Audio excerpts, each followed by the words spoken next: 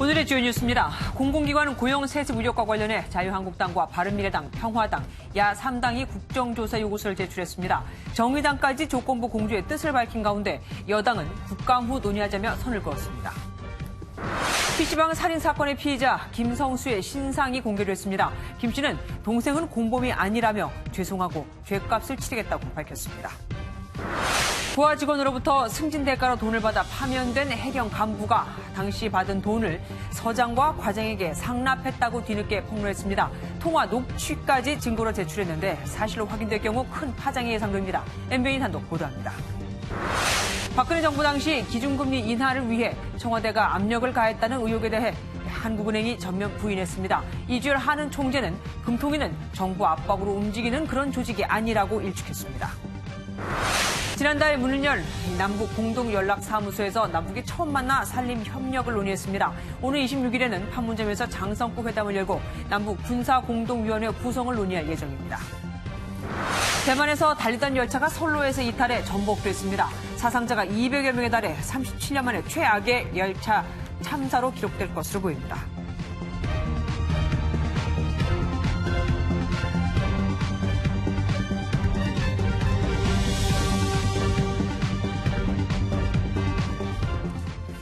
간만에 야당이 똘똘 뭉쳤습니다. 자유한국당과 바른미래당, 평화당에 이어 정의당까지 고용세습 논란에 대한 국정조사를 요구하기로 했거든요.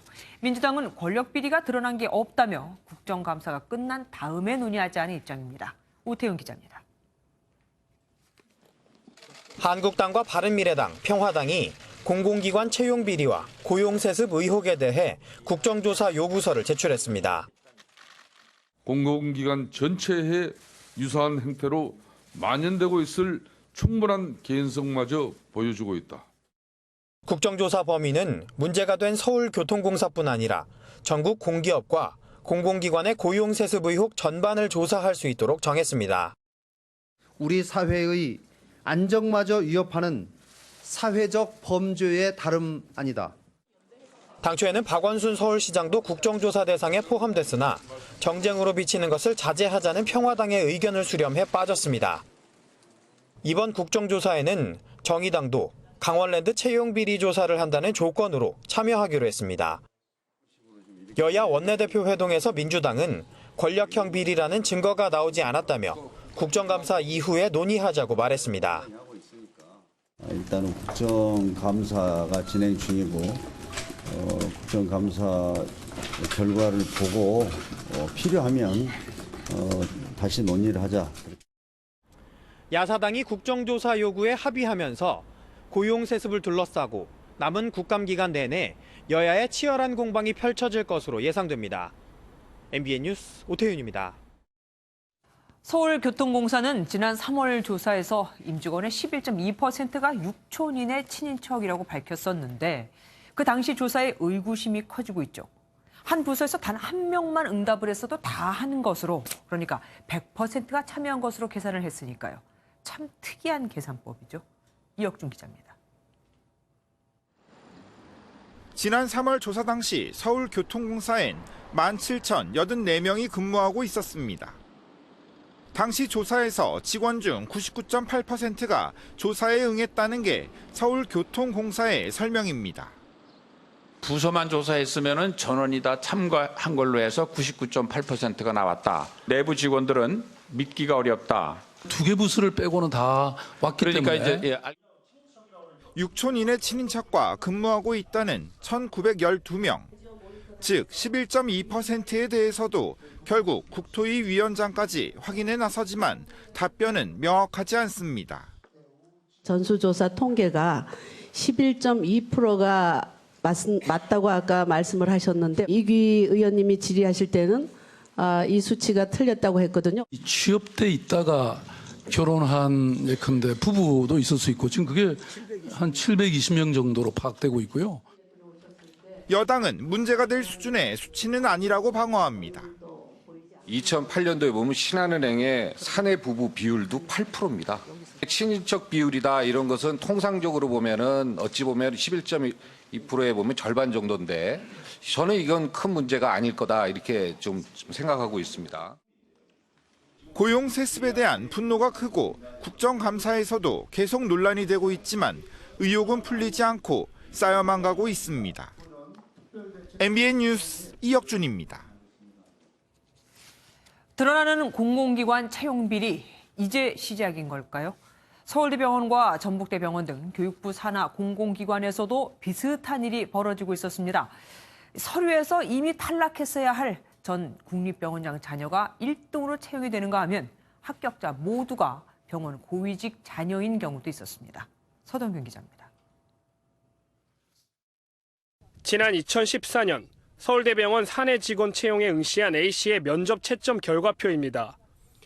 A씨는 실무 면접과 최종 면접 모두에서 각각 400점 만점을 받아 합격했습니다. 그런데 알고 보니 A씨는 서류 심사도 통과할 수 없던 성적이었습니다. 서류 심사 당시 A씨의 등수는 합격 미달에 해당하는 94등이었던 겁니다.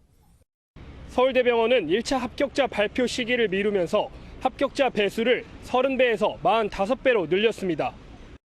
서울대병원이 이렇게 A씨를 위해 무리수까지 둔 건 A씨가 바로 전 국립대학 병원장의 아들이었기 때문입니다.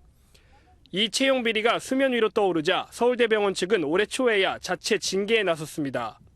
정부에서 업무 배제 지시를 하셨고요. 그에 따라서 이제 인사 업무에서 배제라는 조치를 취했고 또한 감봉이라는 인사상 징계 조치를 취했습니다. 이와 비슷한 채용 비리 의혹은 전북대병원에서도 있었습니다. 지난 2013년 작업치료사 공개 채용 당시 병원 측은 지원자들에게 부모의 이름과 직업 등이 포함된 응시 원서를 제출하게 했습니다. 채용 결과 총 3명의 최종 합격자가 나왔는데 이들은 모두 병원 고위직의 자녀들인 것으로 드러났습니다. 채용 비리 의혹이 불거지자 교육부는 지난해 12월 당시 채용 관련자들에게 경고 조치를 내렸습니다. MBN 뉴스 서동균입니다. 사건 발생 여드레 만에 강서구 PC방 살인사건 피의자의 얼굴과 나이 또 이름이 공개됐죠. 그는 무덤덤한 표정으로 죄송하고 죄값을 치르겠다. 우울증 진단서는 내가 제출한 게 아니다고 밝혔습니다. 먼저 안병욱 기자가 보도합니다.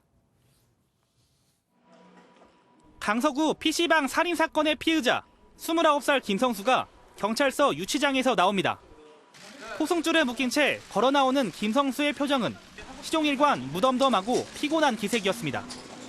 김성수는 동생이 범행을 도왔다는 공범 의혹에 대해 부인했고 동생이 공범이라는 의혹이 있는데 한 말씀 해주시죠. 수년간 우울증을 앓았다는 진단서는 자신이 내지 않았다고 말했습니다. 우울증 진단서는 왜 내셨어요? 제가 낸 거 아니에요. 마지막으로 하고 싶은 말이 있느냐는 질문에 김성수는 죄값을 치르겠다고 밝혔습니다. 혹시 이게 국민적으로 큰 관심이 많은 사안인데 혹시 마지막으로 하고 싶으신 말씀이 있으신가요? 제가 잘못을 했다고 생각하기 때문에 제가 죄값을 치러야 한다고 생각하겠습니다. 김성수는 몇 마디 답변을 끝으로 정신감정을 받기 위해 차를 타고 공주 치료감호소로 향했습니다. MBN 뉴스 안병욱입니다. 경찰이 이렇게 피의자의 신상을 공개할 땐 엄격한 기준이 있습니다. 우선 범행 수단이 잔인한 데다 중대한 피해가 발생했고 범인이 맞다는 충분한 증거가 있을 때만 공개를 할 수 있습니다. 또 국민의 알 권리 보장과 재범 방지, 범죄 예방 등 공공의 이익이 목적인 경우에도 공개할 수 있죠. 단 청소년은 예외입니다. 지금까지 얼굴이 공개됐던 김수철, 오원춘, 변경석 등 흉악범들도 모두 신상공개심의위원회를 거쳐서 결정이 됐던 겁니다. 사법부의 최종 판단을 기다려봐야겠지만 오늘 신상이 공개된 김성수를 엄벌해달라는 국민청원이 역대 최다인 90만 명을 돌파하는 등 여론은 그야말로 들끓고 있습니다. 강세영 기자가 취재했습니다. 책상 위에 하얀색 국화가 한가득 쌓여 있습니다. 피해자를 추모하며 한 글자 한 글자 써내려간 편지들도 보입니다. 사건이 일어난 PC방 앞에는 피해자를 애도하는 시민들의 발길이 이어지고 있습니다. 사건 현장을 찾은 시민들은 고인의 명복을 비는 마음을 담아 음식과 음료수 등을 두고 갔습니다. 네, 막상 와서 이걸 여기 자리를 보고 하니까 이 사람이 왜 죽어야 됐을까? 이 어린 친구가 좋은 곳에서 잘 있었으면 좋겠어요. 안타까운 마음에 눈시울이 붉어지기도 합니다. 또 이런 일이 있으면 어떻게 해요? 너무나 가슴 아픈 일이잖아요. 피의자 엄벌을 촉구하는 청와대 국민청원에도 불과 엿새 만에 90만 명 이상이 동참했습니다. 국민청원 게시판이 생긴 이후 가장 많은 인원이 참여한 겁니다. 많은 사람들이 저 피해자가 내가 될 수도 있다 이런 경계심이 존재하는 것으로 보이죠. 그래서 대중의 관심을 많이 받는 사건이다. 잔혹한 범죄에 누구나 피해자가 될 수 있다는 국민적 공분이 시간이 갈수록 더욱 커지고 있습니다. MBN 뉴스 강세현입니다. 앞서 들으신 대로 피의자 김성수는 구치소가 아닌 공주에 있는 국내 유일의 치료 감호소로 갔죠. 이곳에서 한 달여간 정신 감정을 받게 됩니다. 왜 한 달이나 있고 이곳에서 어떤 감정 절차를 거치게 되는 건지, 또 그 비용은 누가 내는 건지 정수정 기자가 알아봤습니다. 피의자 김성수가 정신감정을 받게 되는 곳은 충남 공주에 있는 국내 유일의 국립법무병원 치료감호소입니다. 김성수는 이곳에서 정신과 의료진, 1급 정신건강 임상심리사 등과 면담을 하게 됩니다. 기본적으로 신체검사와 정신검사, 임상심리검사 3가지가 함께 진행됩니다. 우선 신체검사는 뇌파검사까지 포함해 특이병력이 있는지를, 정신검사는 지능검사와 가족력까지가 그 대상입니다. 임상심리검사는 피의자가 자기보고서를 작성하고 인성검사뿐만 아니라 가능하다면 보호자 검사도 실시합니다. 걸리는 기간은 통상 약 24일 정도라고 전문가들은 말합니다. 다양한 검사를 그 장시간에 걸쳐서 실시하기 때문에 시간이 소요되고 정신 이상이라는 게 지속적으로 나타날 수도 있지만 발작 형태로 나타나기도 하기 때문에 대기 시간이 길어 한 달에서 2달까지 시간이 걸리는 경우도 있지만 이번 사건은 사회적 이슈인 만큼 신속한 진행이 이뤄질 전망입니다. 검사를 받을 때 외에는 식사를 하고 TV를 보는 등 일상적인 생활도 가능하며 감정 비용은 국립법무병원이 부담합니다. 전문가들은 정신감정 결과 정신병이 인정되더라도 법적 판단이 아니기 때문에 수사나 재판에 바로 영향을 미치지는 않을 것이라고 덧붙였습니다. MBN 뉴스 정수정입니다. 부하 직원을 승진시켜주는 대가로 금품을 받아 파면된 해경 간부가 당시 받았던 돈을 사실은 윗선에 상납했다고 폭로했습니다. 혼자 모든 걸 책임지면 도와줄 줄 알았는데 오히려 자신을 비난하고 연락을 끊어버렸다는 겁니다. 박상호 기자가 단독 보도합니다.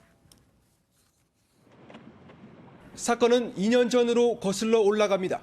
해경 경비함 정장으로 근무하던 한 경감은 후배 한 명을 특별 승진 대상자로 추천해준 대가로 800여만 원 상당의 금품을 받았습니다.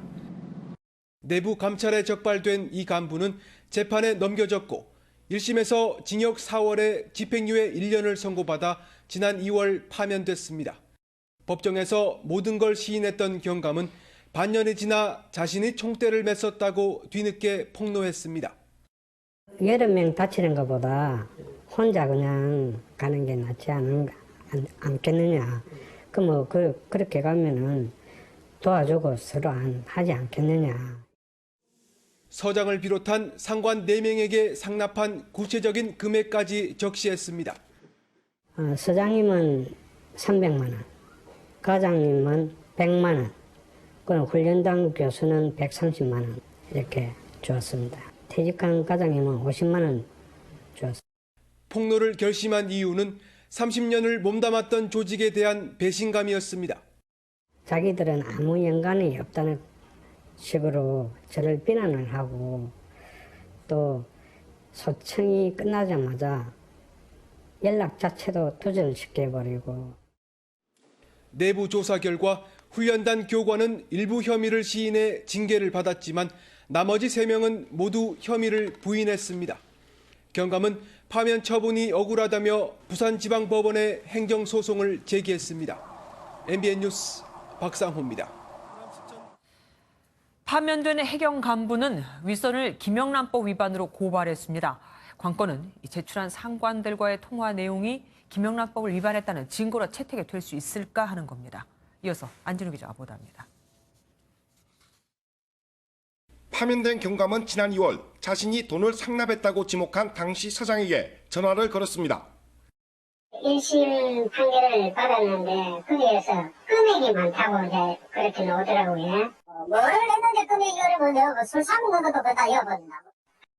사장님들한테도 좀 가고 뭐 관련단에도 좀 가고 뭐 그래 하다 보니까 사장은 경감에게 돈을 전달한 직원이 감찰에 깨매 넘어간 것 같다고 말합니다. 너하고 같이 그건 왜 그거는 이제 그 참고랑 꼬신 거지 그게. 과장은 선뜻 소송비를 보태주겠다는 식으로 달랩니다. 저 혼자는 좀 너무 벅찹니다. 소송비하고 어느 정도면 제가 뭐 무리한 걸 요구하지도 않을 테고 그렇게 좀 도와주시면 파면된 경감은 A4지 용지 26쪽에 이르는 녹취록을 검찰에 증거로 제출했습니다. 연관이 없다면 제가 감히 이렇게 전화를 해서 그런 녹취록도 만들지 않았을 테고 자기가 돈을 받지 않았더라면 그런 반응이 나올 수가 없고 녹취록이 얼마만큼 증거 능력을 갖추느냐가 김영란법 적용의 핵심 쟁점이 될 것으로 보입니다. MBN 뉴스 안진우입니다. 경북 경주의 한 새마을 금고에 40대 남성이 흉기를 들고 침입해 직원 2명을 찌르고 2천여만 원을 훔쳐 달아났습니다. 단 1분 반 만에요. 경북에서 올해만 벌써 4번째입니다. 심우영 기자입니다. 모자와 마스크를 쓴 남성이 금고로 들어오더니 남자 직원에게 다가갑니다. 흉기에 팔을 찔린 남자 직원 2명이 어쩔 줄 모르는 사이 여직원으로부터 돈 가방을 받고서는 공원이 있는 왼쪽 도로로 뛰어갑니다. 경북 경주시 새마을금고 산대점에 흉기를 든 40대 남성이 침입해 직원 2명을 찌른 뒤 2천여만 원을 빼앗았습니다. 1분 30초 만에 벌어진 일이었습니다. 가방을 들고 키가 크고 덩치가 있으니까 이 뭐 빨리 못 걷고 덤벙덤벙이 좀 둔한 모습으로 뛰어나오는 걸 봤거든. 범인은 범행 직후 새마을 금고와 불과 100m 떨어진 곳으로 이동한 뒤 미리 준비해둔 자신의 승용차를 타고 그대로 달아났습니다. 남자 직원 2명과 여직원 1명이 근무 중이었고 청원 경찰은 없었습니다. 수사에 나선 경찰은 3시간 30분 만에 새마을 금고 인근 집에서 의식을 잃고 쓰러져 있던 40대 남성을 붙잡았습니다. 자고 있었죠. 약물 복용한 거 아닌가 싶어갖고 병원으로 호송했는데 수면제 종류 통이 나오더라고요. 위세척하고. 경찰은 남성이 의식을 찾는 대로 사건 경위를 조사한 뒤 구속영장을 신청할 방침입니다. MBN 뉴스 심호영입니다. 새벽 시간 아파트 주차장에서 40대 여성이 흉기에 맞아 숨졌습니다. 경찰은 이 여성의 전 남편을 용의자로 보고 있습니다. 임성재 기자입니다. 하얀 옷을 입은 과학수사대원들이 아파트 주차장에 모여 있습니다. 오늘 새벽 5시쯤 48살 이모 씨가 서울 등촌동의 한 아파트에서 흉기에 맞아 쓰러진 사건 현장입니다. 피해자는 이곳 아파트 주차장에 세워진 차와 차 사이에서 흉기에 찔린 채 발견됐습니다. 이 씨는 새벽에 운동을 하러 나가는 길에 변을 당한 것으로 알려졌습니다. 피가 많이 흘렸어요. 시신 들어내니까 그거 피가 뭉무가 내도록 쌓여있더라고요. 살인사건 소식에 아파트 주민들은 두려움을 감추지 못했습니다. 우리는 기분 나쁘지. 너무 살벌해요. 이 세상에 사람을 어떻게 살까. 경찰은 피해자의 전 남편을 유력한 용의자로 보고 아파트 주변 CCTV를 토대로 동선을 쫓고 있습니다. MBN 뉴스 임성재입니다. 그런가 하면 노부모와 다투던 40대 아들이 아버지를 폭행하고 어머니를 살해하는 끔찍한 사건이 벌어졌습니다. 아들이 왜 자신을 정신병원에 입원시켰느냐며 따지면서 다툼이 있었던 것으로 보입니다. 고정수 기자입니다. 사건은 어젯밤 11시쯤 서울 역삼동의 한 아파트에서 일어났습니다. 40대 남성 A씨가 자신을 정신병원에 입원시킨 것을 두고 부모와 말다툼을 벌이다 아버지를 폭행했고 이를 말리던 어머니를 흉기로 살해한 걸로 경찰 조사 결과 드러났습니다. 40대 남성은 이곳 건물 내 부모 자택에서 아버지의 신고로 출동한 경찰에 의해 현행범으로 체포됐습니다. 이웃들은 A씨가 종종 부모와 다투기도 했지만 평소 행동이 이상하진 않았다고 전했습니다. 아들이 굉장히 착했어요. 진짜로. 근데 갑자기 심해졌나 봐. 병원에 가신 건 맞으시고? 경찰은 A씨가 올해 4월 정신병원에 있었다가 무단으로 나온 것으로 파악하고 있습니다. 하지만 정신병원 입원을 둘러싼 다툼을 살해 동기로 결론 내릴 수는 없다며 정확한 원인을 조사 중입니다. 경찰은 A씨를 존속살해와 폭행 혐의로 입건하고 구속영장 신청을 검토하고 있습니다. MBN 뉴스 고정수입니다. 대통령부터 임종석 비서실장, 한병도 정무수석까지 청와대를 사칭한 사기가 얼마나 많은지 문재인 대통령이 특별 지시를 내렸습니다. 국민들이 손해를 보지 않도록 사기 수법까지 다 공개하라면서요. 송정 기자입니다. 유럽 순방에서 돌아온 문재인 대통령은 조국 민정수석에게 청와대 사칭 사기가 기승을 부린다는 보고를 받았습니다. 문재인 정부 들어 발생한 대표적인 경우는 6가지로 문재인 대통령, 임종석 비서실장, 한병도 정무수석, 이정도 총무비서관 등을 사칭했습니다. 문 대통령 이름으로 지방의 유력자 여러 명에게 도와주라는 취지의 가짜 문자를 보낸 뒤 수억 원을 뜯어낸 사례에서부터 한병도 정무수석 보좌관을 사칭해 한 수석에게 리조트를 280억 원에 매입할 권한을 얻었다며 대출 수수료 4억 원을 빼앗은 경우도 있습니다. 사태의 심각성을 인식한 문 대통령은 사기 행각을 소상히 알리라고 특별 지시했습니다. 대통령과 친인척, 청와대 인사의 이름을 대고 돈을 요구하는 사람이 있으면 무조건 사기로 생각하고 신고를 해달라. 문 대통령은 만일 불법 행위 가담이 조금이라도 확인되면 단호히 조치하겠다며 엄격한 근무 기강도 강조했습니다. MBN 뉴스 송정입니다.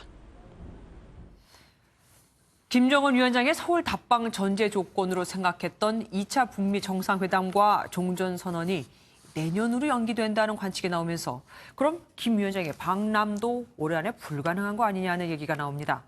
하지만 미국과도 기약이 없는 상황에서 대화 동력을 잃어서는 안 되는 만큼 김 위원장이 올 거라는 시각도 많습니다. 오지혜 기자입니다. 2차 북미 정상회담이 내년 초에 이뤄질 가능성이 높다는 미 고위 당국자의 발언으로 청와대의 한반도 평화 로드맵에 빨간불이 켜졌습니다. 청와대는 2차 북미 정상회담을 계기로 3자 또는 4자 종전선언을 한 뒤 오는 12월 김 위원장의 서울 답방으로 평화 분위기를 정착시키겠다는 구상이었습니다. 김 위원장은 가까운 시일 안에 서울을 방문하기로 했습니다. 특별한 사정이 없으면 올해 안에라는 의미를 담고 있습니다. 청와대 김의겸 대변인은 이와 관련해 이 로드맵이 꼭 순서대로 밟는다는 뜻은 아니라며 김 위원장의 답방을 예정대로 추진할 뜻을 밝혔습니다.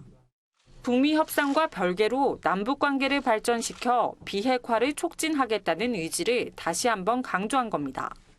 교차 국면에서 남북 정상회담이 이루어졌잖아요. 그런 것처럼 남북 관계에 전면적인 어떤 난관이 조성되거나 문제가 생기면 그 부분에서 영향을 크게 받을 수 있는데 그렇지 않다면 약속했으니까. 김 위원장 역시 미국과의 비핵화 협상을 앞두고 대화 동력을 유지해야 하는 만큼 서울 답방을 통해 남북 관계 개선 의지를 보여줄 것이란 분석이 힘을 얻고 있습니다. MBN 뉴스 오지혜입니다. 이번 유럽 순방에서 문재인 대통령은 사실 대북 제재 완화에는 힘을 실어주지 못했죠. 프랑스 등 유럽 국가들이 미국도 이제는 하지 않는 얘기 CVID까지 거론하면서 선비핵화 후 제재 완화라는 입장을 분명히 했으니까요. 하지만 불확실한 한반도 상황 때문에 이대로 가만히 있을 수는 없습니다. 그래서 문 대통령은 당장 다음 달부터 아세안 플러스 3 정상회의 등 여러 국가 정상을 한꺼번에 만나는 다자 외교에 집중해 대북 제재 완화에 공감대를 형성하겠다는 구상입니다. 이를 위해서는 북한의 평화 의지를 보여줘야 하겠죠. 우선 남북이 산림 협력부터 할 계획입니다. 이 산림 분야는 대북 제재에 해당이 안 되거든요. 김근희 기자입니다. 지난달 14일 개성공단의 문을 연 남북 공동연락사무소입니다.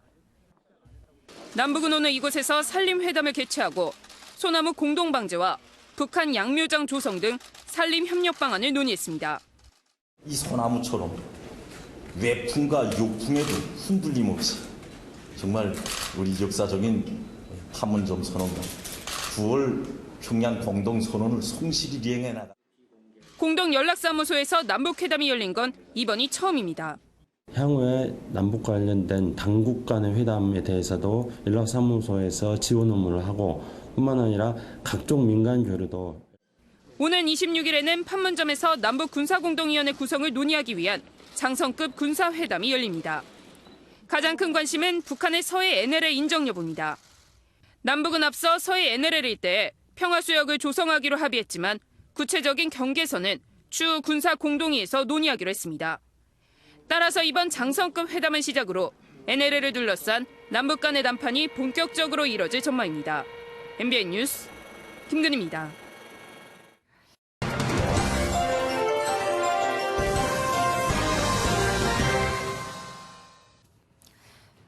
내가 잘못하긴 했는데 넌 더 잘못하지 않았어? 이렇게 묻는다면 정말 그 사람은 가슴 깊이 사과를 한 게 맞을까요? 사립유치원이 교육 공무원보다 훨씬 깨끗하다. 비리 논란에 휩싸인 한국유치원 총연합회가 내놓은 입장이 이와 비슷합니다. 교육부가 유치원 감사 결과를 실명으로 공개하려고 하자 모두 도둑놈인데 왜 우리만 갖고 그러느냐며 비리로 징계받은 교육부 공무원 77명을 전수조사하고 실명을 공개하라고 했으니까요. 마치 정부에 우리 건드리면 가만 안 있는다고 경고를 하는 것처럼 보이죠. 한유총이 이렇게 당당하게 나올 수 있는 건 그들이 그만큼 정치적 영향력을 갖고 있는 큰 조직이기 때문입니다. 돈과 입김으로 선거 때마다 정치인들의 당락에 영향을 주면서 말이죠. 가장 대표적인 예가 집단 휴원과 공청회 방해입니다. 2016년 6월엔 정부의 재정 지원 확대를 요구하며 집단 휴원을 예고했다가 철회했었고, 지난해 9월에는 정부의 국공립 유치원 확대 정책을 반대하며 집단 휴업하려다가 여론 악화로 철회한 적이 있습니다. 앞서 7월에는 정부의 5개년 유아교육 발전 기본계획을 위한 공청회 장에 2차례나 참가해서 이를 다 무산시키고, 지난 5월 박용진 더불어민주당 의원이 개최했던 토론회에서는 한유총 회원 수백 명이 몰려와서 욕설과 고성을 쏟아내기도 했었습니다. 한유총은 지금도 내년 원생 모집을 포기하고 문을 닫겠다며 아이들을 볼모로 으름장을 놓고 있습니다. 전체 원화의 75%가 속한 사립유치원이 이러면 보육 대란이 발생할 게 뻔한데도 말이죠. 과거에는 입김이 통했을지 모르지만 지금은 처지가 다릅니다. 이미 6천 건이나 되는 비리와 269억 원의 부정회계가 드러난 시점입니다. 그런데도 반성은커녕 본인들의 허물을 덮기 위해 남의 잘못을 들춰내 위기를 모면하려고 하다니요. 이참에 확실하게 털고 갔으면 합니다. 매년 2조 원의 국고를 지원받고도 감시는 받지 않았던 사립유치원을 이번에도 정부와 정치권이 변죽만 울리다가 슬그머니 물러서게 될까요? 그렇다면 그 피해는 고스란히 우리 아이들에게 갈 겁니다. 정부와 정치권이 이 일을 얼마나 심각하게 받아들이고 있는지 두고 볼 차례입니다. 뉴스조정이었습니다.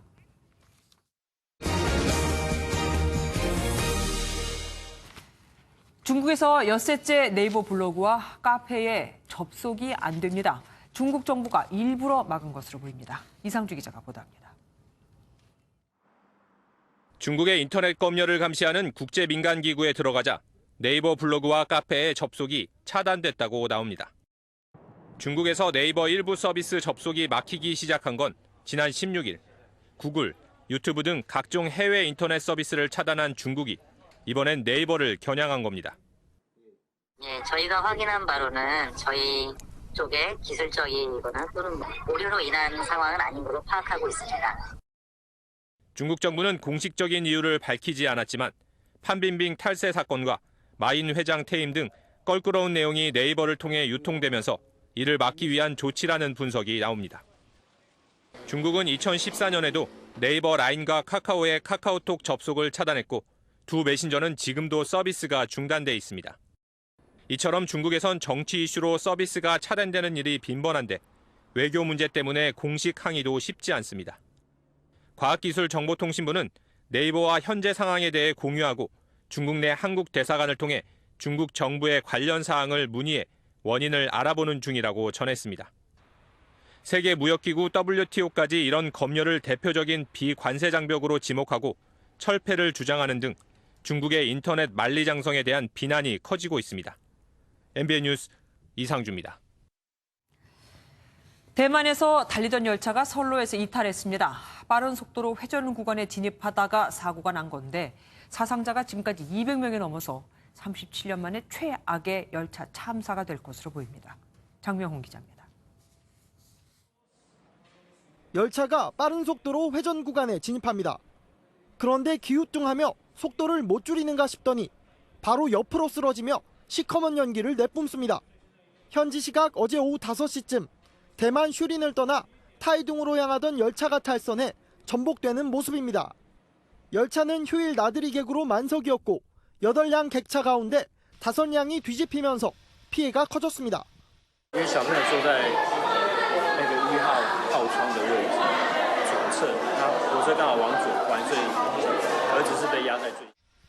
밤샘 구조 작업 끝에 관계 당국은 모두 18명이 숨졌고 부상자가 187명에 달한다고 밝혔습니다.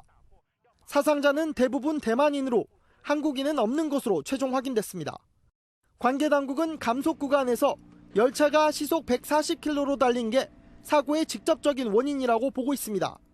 是往前面挤啊，它因为车速太快了，那转弯的地方的话车速太快，那往前面挤的话，那整个车厢就抛到外面去这样。 이를 토대로 열차 자체 결함이나 운전자 과실 여부를 조사하고 있습니다. 이번 사고는 37년 전 160여 명의 사상자를 낸 열차 사고 이후 대만에서 발생한 최악의 열차 사고로 기록됐습니다. MBN 뉴스 장명훈입니다. 잊을만 하는 발생하는 미군 병사 폭행 사건. 이번엔 미군 여성 병사 2명이 행인과 출동한 경찰관을 폭행했습니다. 두 미군 병사는 현재 부대로 복귀한 상태입니다. 노태영 기자입니다. 미군들이 자주 찾는 경기도 동두천시 외국인 관광특구입니다. 어젯밤 이곳에 함께 있던 미 8군 소속 20살 A병과 미 2사단 소속 19살 B1병은 서로 다투기 시작했습니다. 두 여성 병사의 승강이는 자정이 넘은 시간까지도 계속됐는데 사건은 갑자기 다른 양상으로 흘러가게 됩니다. 두 미군 병사가 이곳에 서 있는 오토바이를 넘어뜨리면서 폭행 사건으로 번졌습니다. 자신의 오토바이를 넘어뜨리고 지나가는 것을 목격한 58살 신모 씨가 따라가 항의하자 두 병사가 주먹과 발로 신 씨의 얼굴과 허벅지 등을 폭행한 겁니다. 심지어 신고를 받고 출동한 경찰관이 수갑을 채워 검거하려고 하자 A병은 경찰의 중요 부위를 걷어차기까지 했습니다.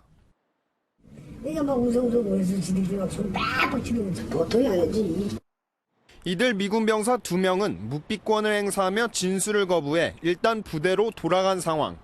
경찰은 두 사람을 모레쯤 다시 불러 조사할 방침입니다.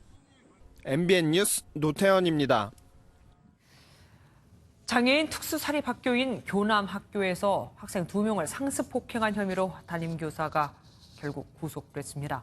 폭행 피해 학생의 학부모는 아이들은 동물이 아니라며 폭행 장면에 담긴 CCTV를 공개해달라고 요구했습니다. 오죽하면 이럴까요? 이현재 기자입니다.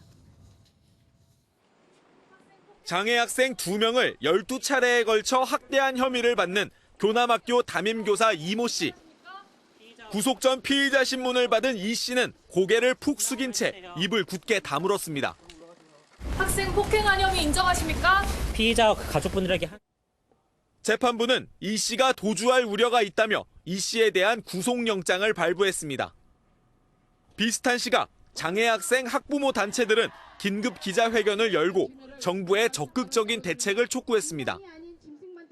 교남학교 폭행 피해 학생의 학부모는 떨리는 목소리로 폭행 장면이 담긴 CCTV를 공개해달라고 경찰에 요구했습니다. 잘못한다고 그렇게 아이를 무참하게 때리고 저희 애들은 진짜 동물이 아니에요. 사람입니다. 사람이에요. 제발 부탁합니다. CCTV 공개 좀 해주세요. 장애 학생 학부모 단체들은 교내 CCTV 설치뿐 아니라 사립 특수학교를 공립으로 전환해야 한다며 목소리를 높였습니다. 한 번 임용되면 한 학교에서만 근무하는 사립학교의 폐쇄성 때문에 동료 교사들의 비위를 묵인하는 분위기가 만들어졌다는 겁니다. 기자회견을 마친 학부모들은 폭력 없는 학교를 촉구하며 꽃이 담긴 상자와 기자회견문을 청와대에 전달했습니다. MBN 뉴스 이현재입니다. 매경 미디어그룹과 재외동포재단이 주관하는 한국인 상업인 대회 제17차 세계 한상대회가 내일 인천 송도 컨벤시아에서 개막합니다. 하나 된 한상, 함께하는 대한민국을 주제로 열리는 이번 한상대회는 전 세계 60여 개국에서 활약하는 한상 1000여 명과 국내 경제인 등 총 4천여 명이 참석합니다. 숫자를 보는 오늘의 뉴스입니다. 우체국 집배원들의 노동시간이 연간 2,745시간이나 됩니다. 우리나라 일반 근로자 평균보다 무려 693시간이나 많은 건데 하루 8시간 노동 기준으로 계산해보면 평균보다 연간 87일을 더 일하는 겁니다. 이들은 주 52시간 근로에도 해당하지 않거든요.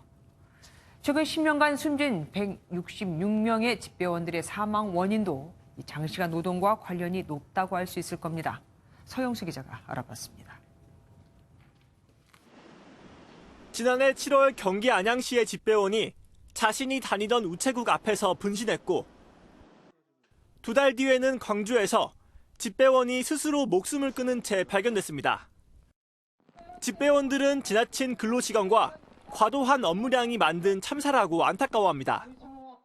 집배원들의 과중 노동이 노동시간, 노동 강도를 좀 강화하는 측면이 있어요.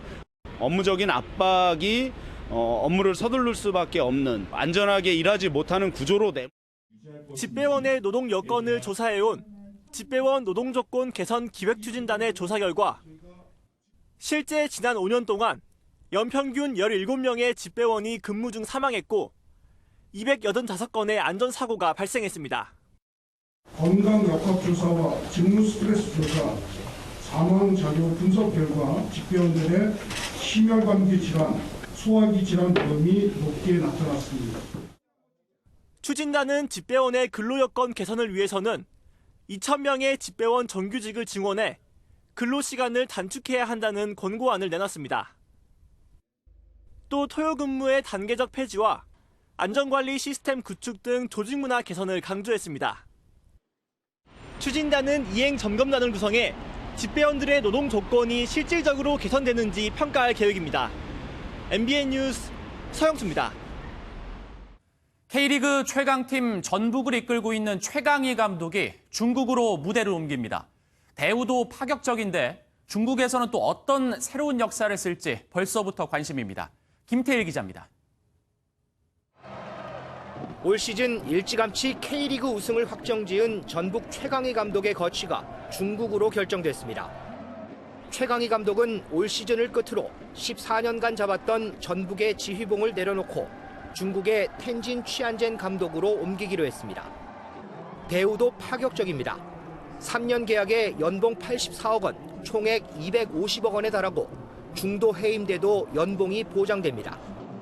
또 함께 손발을 맞췄던 코치진도 함께 옮겨가는 방안을 논의 중인 것으로 알려졌습니다. 벤투 감독이 대표팀 감독이 취임하며 4명의 코치와 함께 온 것과 같습니다. 2005년 전북 사령탑에 취임한 최강희 감독은 그동안 K리그 우승 6회, FA컵 우승 1회, 아시아 챔피언스리그 우승 2회 등 전북을 명문팀으로 올려놓은 명장입니다. 특히 닥치고 공격이라는 이른바 닥공을 앞세워 K리그의 공격 축구 바람을 일으키기도 했습니다. 최 감독은 최근 몇 년 동안 중국 여러 구단의 러브콜을 받기도 했습니다. 이 중에서도 텐진 구단은 최 감독을 보좌하던 전북의 박충균 코치를 우선 영입하며 최 감독 영입에 특별히 공을 들여왔습니다. 14년간의 정든 K리그 무대를 떠나 새로운 도전에 나서는 최강희 감독. 중국 무대에서는 어떤 새로운 기록을 쌓아갈지 그의 행보에 관심이 쏠립니다. MBN 뉴스 김태일입니다.